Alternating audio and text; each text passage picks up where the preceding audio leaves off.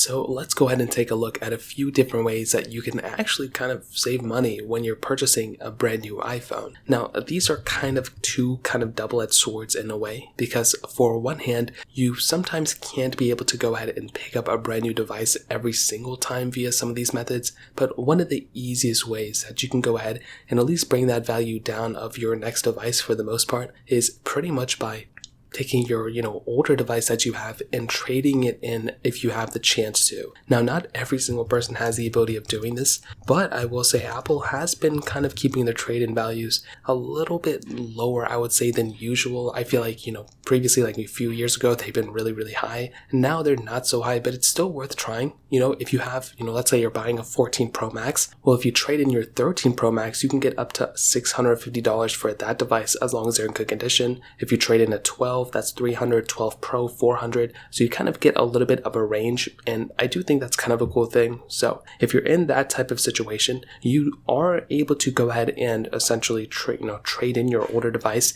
and be able to at least get a little bit of your older device or your newer one a little bit off in that, dollar standpoint, which I think is really important. So from that standpoint, I think that's really, really awesome. Now, another big way to save a little bit of money as well is by going through and essentially waiting until there's some sort of deal or trade-in deal or maybe even like a sign-up deal from your carrier. So Apple doesn't really do a lot of deals all the time. I mean, they will do sometimes, but a majority of the time, what it typically looks like is that they'll just go ahead and have like a $50 trade-in gift card or something like that. That's usually what they kind of do. I'm not like the biggest fan of that all the time, but it's still something that's kind of, if you're in the market, do it. But if you have a carrier like T-Mobile or AT&T or Verizon, you do have that ability of essentially going through and waiting until a sign-up deal comes up. I've seen many, many deals in my lifetime where essentially it's like trade in your phone and then you get like a free phone and plus another phone if you just keep your 2-year contract, things like that. And it's actually pretty insane how